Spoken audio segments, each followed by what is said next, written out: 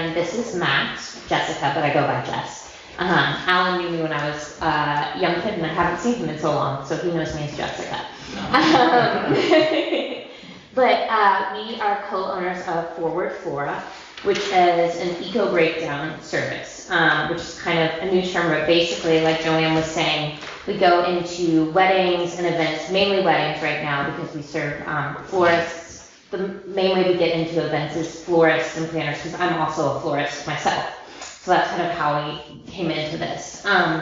But we do eco breakdowns, which essentially means that all of the flowers, anything that is compostable, all of the botanicals, we either take them to compost or find ways to upcycle them, either through natural burial or donations to communities, because one thing as a florist and just as someone who loves flowers, flowers are so hard to get because they're so expensive.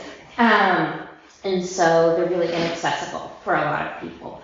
So we try to make flowers more accessible to the community, but also I think one thing that we'll kind of go into more detail about with weddings and larger events is that there's so much waste, and a lot of times it just goes into garbage bags. Everybody sees the like beautiful event or wedding and really enjoys it, then they don't really know kind of what's behind the curtain after the event, and the amount of work that goes into producing an event. There's equally that much amount of work in order to responsibly take it down, make sure things kind of go full circle. So we'll talk more about that. Forgive me, I'm looking at my phone for my notes. But we mainly, like I said, work with florists and Nashville planners and venues. But we've only been in business this is our 3rd year going on. So excited to explore new avenues and meet new people along the way. So just to kind of start off, Joanne, you said use the mouse. Yep, okay. Me and Max. Oops. So just to give you a little background on us, we're both from Nashville originally. Max is from West Mead, right? Area. And I'm from Brooklyn. But we both separately, college and life just took us to New York separately. We didn't know each other here, so we spent 12 years in New York, met each other there. I was originally in theater production. Max went to School of Visual Arts for film and video. A little different background than you. Yeah, different background. And I found myself there really missing. My grandparents grew up in Arkansas and had a farm, and I really missed working with my hands and being creative and building things with my hands. And so I started getting into florals and botanicals in New York. And while I was there, one thing, theater kind of led me in an interesting way to wanting to work with the natural world and create floral masks.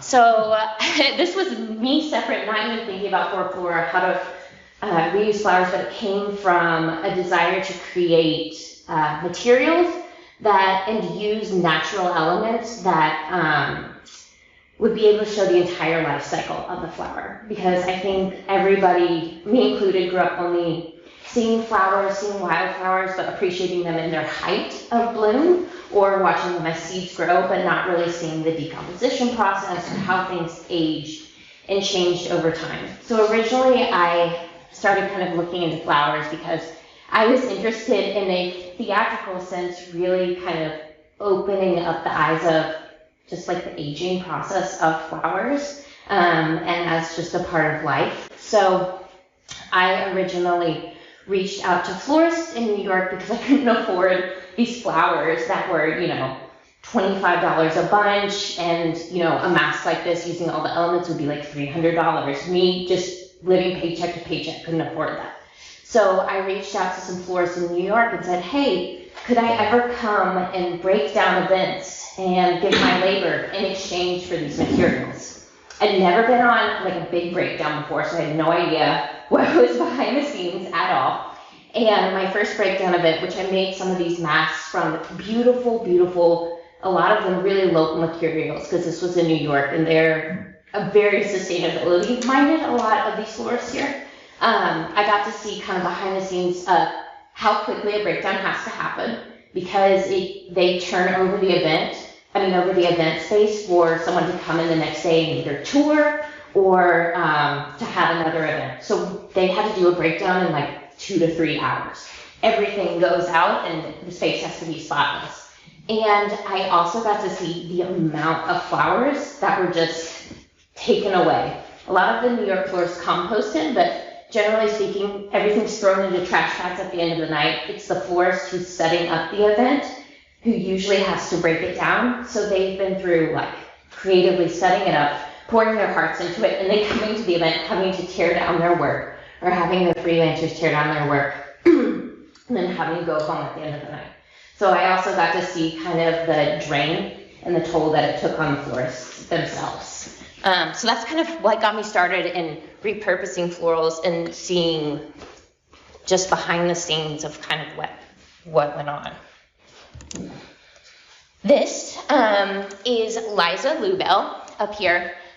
So in my kind of process of seeking out like-minded florists in order to have materials to make these masks, I was kind of reaching out to florists and exchanging labor for materials. And then I found Liza, who is also a florist in New York. And she created a company in 2019 called Garbage Goddess. And I started to get to know her in 2019 because as a florist, she was doing these large-scale events. And when I was talking to her, she said, I can't continue to be a florist and just see all these flowers go to waste and not create closed loops, because as florists, we love nature and love these materials and have a reverence for these materials. That how can you have that as part of your values and then just throw away the flowers at the end of the night? It just doesn't make sense. But so many florists are so tired at the end of the night, don't have enough labor or time, and everything just, it's like one thing that just goes by the wayside. So she's the first person I ever met who said, there's a possible solution to this. And she found members. Liza would just organize all the logistics on the front end, and would come on jobs sometimes, but mainly she had a wonderful team of freelancers who would come and break down events. So she kind of like helped pull back the curtain even more, the possibility of where all these flowers could go. Liza would always create these by the ocean, almost like as an offering to the earth, and they would be washed away and go into the ocean. She would also focus mainly on composting and on natural dye artists. So let's see if I can go backwards. I can't. We had overalls in the previous slide that were our uniforms, and they were all natural dyed from flowers that we had broken down, which was really cool. But what we would do after the events is we would collect buckets of petals and have a dye artist pick up. So anybody who wanted to, we would just say on Instagram, hey, Sunday at this address, we're having a pickup, feel free to swing by. So dye artists were able to get materials for free and use them, and all we would ask is that they would compost them afterwards, so that we were just closing the loop. And then here, you'll see a lot of these, is one of our compost piles. So that is just a portion of one event that we would compost all of those flowers. And then I think what's kind of amazing is normally all of that would be in with a non-eco breakdown, everything would either just be schlepped into a truck or in garbage bags. But I think what kind of really shows what the actual landfill at the end of the night is, this tiny bucket is how much actual landfill could be produced from an event. And that's chicken wire, zip ties, fishing line, tape, things like that. That's part of the mechanics that a florist uses as part of their arsenal. But the majority of it is the plant.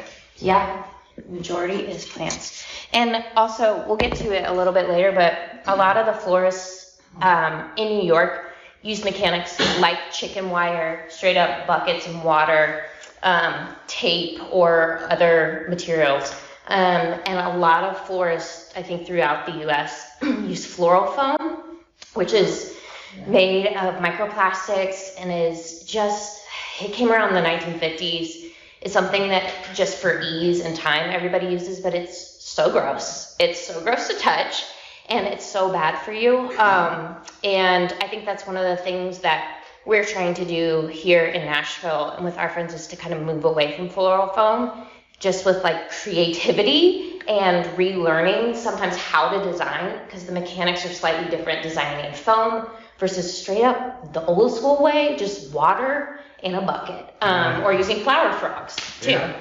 And there's also there's like agro wool and these ocean packs that are made from like the husks of coconut and other things like that. The problem is it's a matter of economics, because Oasis is cheaper and works in a lot of their minds easier for them. Yeah. So it's tough to present that to people and have them want to willingly pay more money for something and figure out and relearn their process. Mm-hmm. But we have, after working with several florists the past couple of years, some of them have totally ditched foam altogether, or just needed, a little extra information regarding their options. Yeah, just like like you said, just having to relearn kind of how to design. So I've also seen all those roses in those little plastic. water tubes. Mhm. Yes, so water tubes, because some flowers, if you're doing, say, an installation that the flowers have to be hydrated, but they're like hanging from the ceiling, which is more difficult to do with buckets, we use water tubes. This company, the same company that creates Ocean Pack, creates these compostable little tubes that you can use instead, but we on site will reuse water tubes because we can see it just takes time to take the flowers out of the tubes. But what we'll do, Max will go into it more during our process, is we'll see that as a reusable material and take it apart and set it aside. Yeah, they're like the water tubes, chicken wire. There's a couple other things that the florists use, M3 hooks and things like that just need an extra piece of tape put on the back of them to be reused. We bring those all back to the florist, so they don't have to buy more chicken wire to wrap around poles or arches and things like that. So there is quite a lot of their mechanics is reusable, which is nice. Yeah. It's just there's some that are big waste. Yeah, flower foam's the biggest waste. But a lot of things, if you just take time and have enough people, you can reuse them. So this kind of goes, so Max and I worked with Liza at Garbage Goddess in New York all the way through her first year, 2019 into 2020. I pulled Max onto the team as well, because by that point in time I was a breakdown manager. So I would go and lead teams on these events and break down like fashion shows, and we did some at the New York Public Library, so large scale events, which was really cool to see how little waste could be created from these large scale events. But then COVID hit, and our plan was to come back to Nashville for a bit. In my mind, I still wanted to be a florist, but use the learnings from Liza in my own practice. And we originally were going to go travel around the US before COVID, figure out where we wanted to move next after 12 years in New York. But life kind of settled us down here, and both of our families are here. So I started freelancing here with some florists in October 2020. And when Max and I left Nashville in, like 2010? 2007. 2007 for you, 2008 for me. I had no idea what the event scene was like in Nashville. It was kind of sleepy to me, everything, And we came back here and I was like, what is going on down here? This is bananas. When I was freelancing, I was like, you're doing events that have budgets, just flower budgets of $30,000 to $40,000, and you're throwing away all of these flowers. So Max and I, in order to make a little bit of extra money and to kind of experiment, in October 2020, we were like, let's go on a breakdown. Let's do a breakdown. We didn't have Forward Flora set up yet, but we're like, let's just see if this idea works here. And so this was one of our first breakdowns. It was at Green Door Gourmet, and we broke down everything. And this was the small amount of landfill. Honestly, you could reuse that wire at the end of the night. So we were like, okay, I think this idea could work. Everybody wants somebody else to break down. And a lot of florists want to be sustainably minded because it just seems like ridiculous not to be when you're working with flowers. But they don't have the time or energy or outsourcing to do that. And so Max and I were like, there are enough events in Nashville. I think this could potentially work. So we started out in 2021. I reached out to one of my friends. She's a florist in town from Belmont. I hadn't connected with her in a long time. Her name's Mary Love Richardson. And she usually does these really big, large-scale installations for her events. And so we figured this would be the perfect opportunity to just kind of show what we could do to a florist who I trust and see if there's value to them in it. We know that there's value to us, and we know, me knowing Mary Love would know that there's value in terms of the sustainability aspect, but to see if it actually worked in a timely manner. So in February 2021, she was running this installation intensive and teaching florists how to do large-scale installations. And this is all just with chicken wire and fishing line. And so we broke down that event, and Mary Love was like, great, I've been wanting to outsource this for a long time, and she booked us for the rest of the year in 2021, which we were like, okay, she's always been our like main cheerleader. So she was kind of a real big push for us to kind of start doing this on a large scale. And with these flowers, we did repurpose them. This is a bouquet that I reprocessed the flowers, remade, and then we donated them to a mutual aid organization. They were active in 2021 called Bliss and the Trash Plants, which would rehome plants to people that normally had been thrown away or in the garbage, or people had just discarded because they didn't, think that they were valuable anymore. But we delivered bouquets to folks who, just to brighten their day. And then, around that time, I think I saw on Instagram, John Christian, I didn't know about Larkspur at all, but John Christian posted one of the sites where one of the local florists, floral farmers in town, Emily from Basil and Bergamot, had donated some of her dahlias there. And I had never seen that done before. Just actual flowers instead of just like plastic flowers at a gravesite. And I think John Christian is a super special human being. And I think at that moment in time, it really clicked for me in terms of how to make this business more full circle and lifestyle more full circle, and that, flowers are also living beings. And I think coming from my storytelling mindset too, seeing flowers being so special at someone's wedding day and an act of celebration, and then also celebrating the flowers not just in their moment of height and their show-stoppiness, but also seeing them not just as single-use products, but seeing them as beings that can travel through fading and everything, and then go and be at someone's burial site. Just really spoke to me in a special way, and I think John Christian was just a very like-minded human. So I reached out to him. At that time, they were purchasing flowers for Larkspur, and I was like, that is absurd. Flowers are so expensive. You don't need to do that. We have so many beautiful, beautiful flowers that we will collect at our breakdowns and donate there.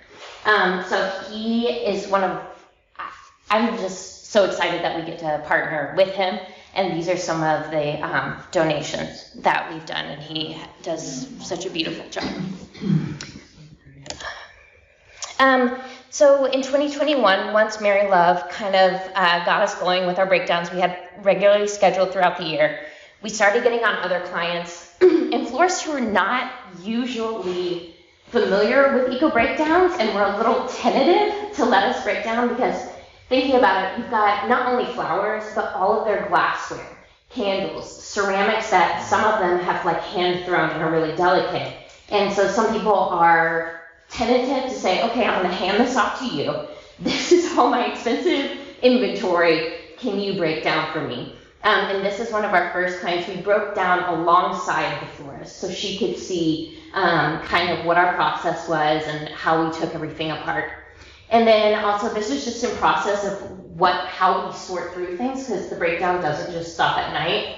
We take things home. This is in our backyard with our dog Sherman, but we're sorting through, this botanical material and sphagnum moss, which can be reused. And these are artificial. Artificial flowers too. Because a lot of florists sometimes use faux flowers in addition to live flowers. And we just need to sort those out, as well as any like dyed flowers, dried flowers, or like the preserved. next slide has it, but garlands and things like that that have a lot of wire. We have a limited amount of time on site, so sometimes you just have to make the judgment call of, I guess I'll do it tomorrow, tomorrow morning, versus stressing about it that night. So. Yeah. And sometimes, we've encountered this, I think, more recently. Venues will have a hard out in that they say, okay, the wedding ends at 10 p.m., which like sometimes at a wedding, you know, people are partying and they're like, we're going to say 30 more minutes. And so that cuts into breakdown time. So sometimes when we have that happen, we say we need to be out by, you know, if it's 10 p.m., we need to be out by 11, because that's what we agreed to with the florist, and we're here representing them as well as ourselves. And that's when we take a lot of things home to dismantle. Here, we compost right now at Living Earth in West Nashville. And so this is one of, like you can see for scale, just in terms of their whole compost pile, the amount of flowers that were dropped. Last year, we composted around 10,000 pounds. 10,000 pounds, and did about 70 events. So there's just so many flowers. Each event probably has like 200 to 500 pounds of florals. Either it's florals or the ocean packs, which are have coconut coir inside of them and are compostable. But then also a lot of the actual landfill we have from events are floral foam and zip ties as well. And then, so that kind of gives you an overview of who we are and what we do, but Max is going to walk you through, like, if you have a breakdown, what our actual process is. Sure. I have a bit of a different background than Jess. I'm more of a technical person, so I was more inclined to kind of rein the logistic aspect of our company. And so what I do is put together a repeatable plan of action that we can do each time we go on these events, and ultimately hand over to captains so we can take on more events and ultimately not have to work every weekend ourselves. So the process starts with communication with the client. We get an idea of the scope, whether or not, and there's usually three kind of main pillars. There's the florals, the hard goods, which is like how many candles and hurricanes and vases there's going to be, and installations. So is there a big arch or hanging clouds and stuff like that? And all those elements dictate what we need to bring. We need to rent a U-Haul. Do we need to bring 2 giant ladders? You can see here I have some of these black and yellow totes in the car, but I put together what I call our kit that involves buckets to not only empty water from vases and bud vases and stuff like that, but tarps and tarp bags that we use to compost and sort, as well as gear like gloves and aprons and things like that for our team and ourselves, because ultimately, I guess I believe the more prepared you are, the easier the night's going to go for everybody, and hopefully you'll meet your goal of getting out on time.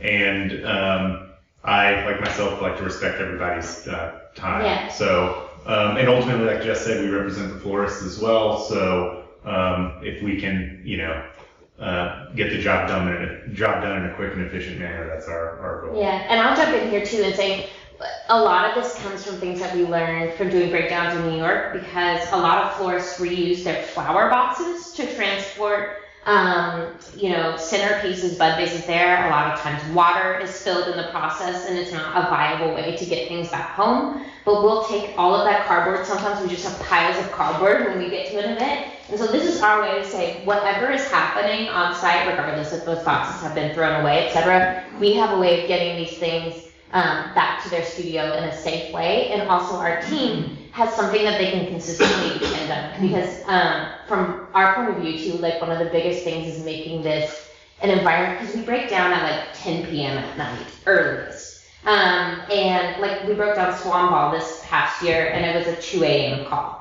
So making this as easy as possible for everyone on site.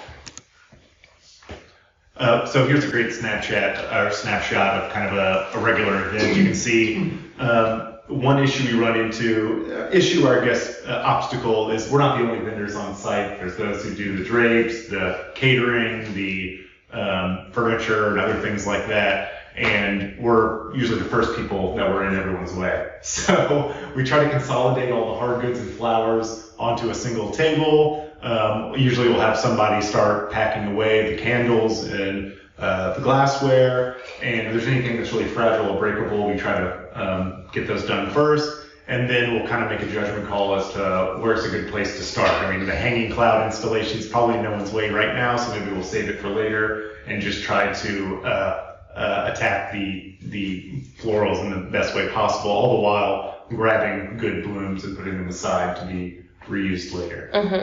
And one thing I'll throw into, we think about flowers, as a lot of people thought about flowers as a single-use resource that can be repurposed and composted, but one thing I think that a lot of people don't know is that florists are generally in charge of all the candles. And a lot of people want candles, and a lot of times we've come to an event where people don't want to come in to pre-burned candles or reusing candles that are halfway burnt down. So a lot of those candles traditionally just get tossed.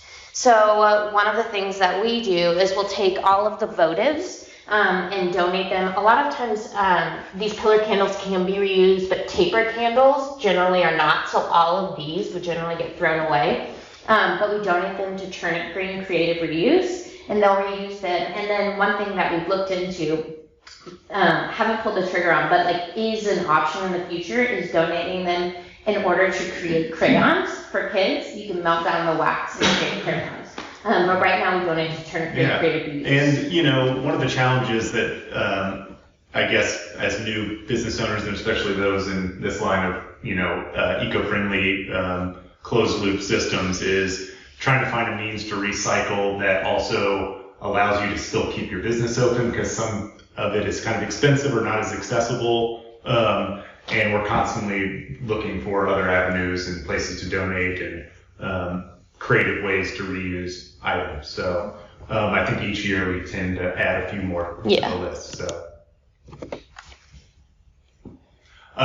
this is another example of a breakdown in 3 steps. On the left, you'll see some, I think they're called chapel pillows. Chapel pillows. That's like kind of a reusable mechanic that we give back to the florist. In the middle, one of our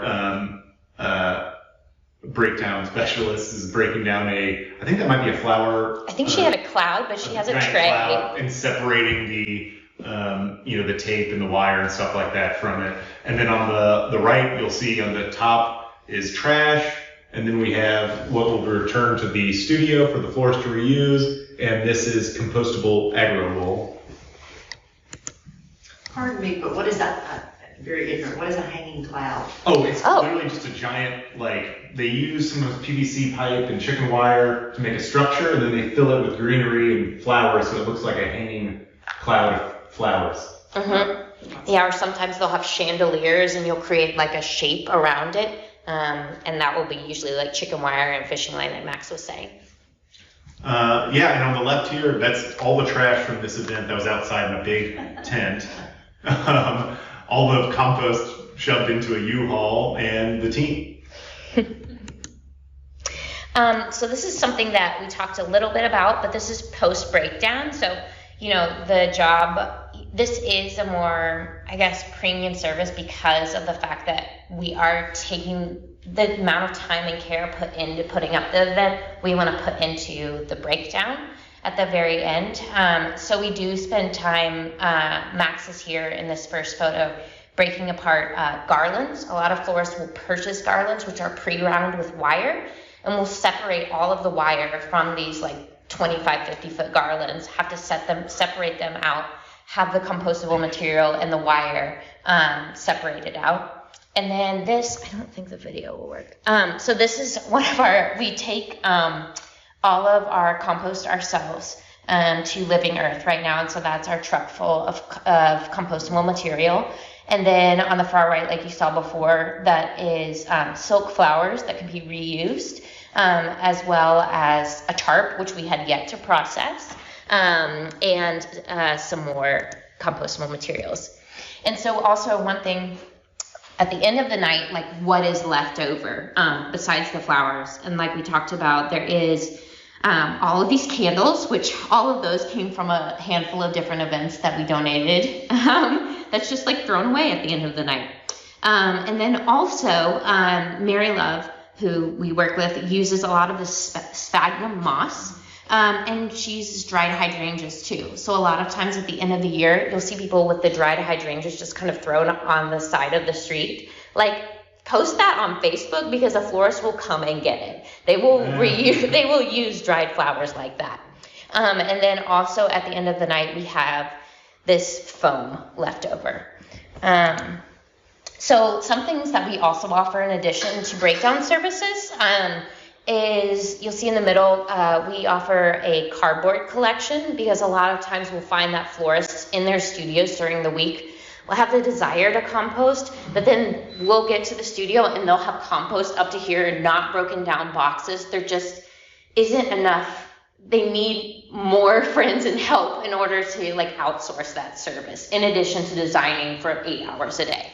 So we'll come and we'll break down boxes and we'll recycle all of the cardboard, and then we'll also provide them with reusable tarp bags. So it's an easy thing for a freelancer to come in there, be able to say, hey, this giant green bag is where all of the compostable material goes in. I know that's separate from the rubber bands or from the plastic and everything else, because a lot of times at studios, everything goes in the garbage bag. So it's a relearning process. And we want to be able to offer resources to do that in the most clear and like collaborative way possible. And then another service that we offer, a lot of people ask us when we go to these big events, it's like the first time they think about what happens to the flowers. So as the guests are leaving, they're like, oh, what do you do with the flowers? And I'm like, okay. So, and a lot of people expect them to just be donated in general or dropped off at a care facility. And that's wonderful, but a lot of those flowers get thrown away as well. So you're prolonging them with the joy of giving them to someone else, which in its own right is wonderful. But for our services, in order to do that, we don't want just spent flowers to be given to somebody. We want to be able to take the flowers, and as a florist, if I have the resources and ability to do this, like I don't want to give somebody half-dead flowers as a way to offset, like just offload flowers. So what we'll do is I'll reprocess the viable flowers, compost the other ones, rearrange them in recycled jars or mason jars that we have, and then deliver them to a care facility. And then what we'll also do is be in touch with the care facility, come pick up the jars as well as the spent flowers in order to compost them. So it is truly a full circle situation. So this is me reprocessing in after the event and creating all of these new arrangements. And this is also something that went to a care facility as well for folks. And some of the places that we've connected with in the past couple of years, like Max said, we're continually, because it's interesting, and I feel like it's hard, but it's exciting that we're the only business who does this right now, but are finding like-minded friends with Compost Nashville and other folks who are really helpful resources and part of a similar community. We've found friends with Plant the Seed Nashville, which is an after-school program. They use our petals and give them to the kids to play with and to use or to decorate things with. So Brenda, who is our friend there, she just says that being able to hold and touch flowers is something that these kids so enjoy. And then afterwards they have a garden and they just, they are able to like compost them in their garden. And then we also donate here to Edge Hill Free Store. So on the left-hand side are some bouquets that we made for people just to have a bouquet. We also donate to community dye classes, Larkspur, and Bliss in the Trash Plants when they were in Nashville. Yeah, and it's not as easy. I know some people are like, oh, I'd love us to go to a hospital or someplace like that, but we found that, especially post-COVID, it's not as easy as just bringing flowers someplace. So we're always looking for new ideas, and we usually tell people, especially since, like Joe said, it's an additional service we offer, and we'll always reach out and ask and try to get to donate to places where people request.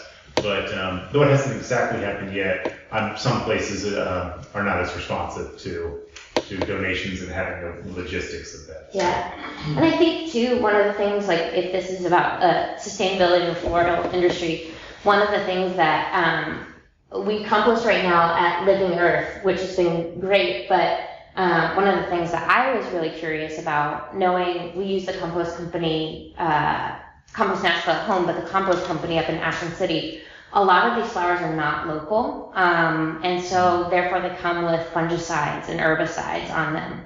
And so it's been a lot of process of still learning and trying to find resources of what facilities have the temperature in order to have those fungicides and pesticides out. Like, do they reaching out to the compost company? A lot of times they can't accept that, or can't accept manure anymore, because it will leak. Sometimes it will contaminate the compost that they're not then selling to people.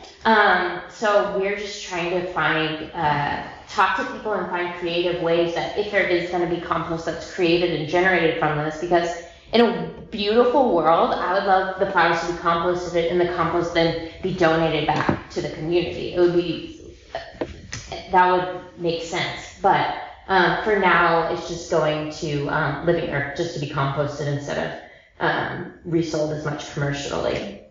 They have the temperatures there. Yeah, when I talked to the woman, because they're out of Texas and they're out of Nashville, and she said that they test the temperature there and they have to test it every year. But I think we're still looking for more local resources for that as well. So that is who we are. I guess, Joe.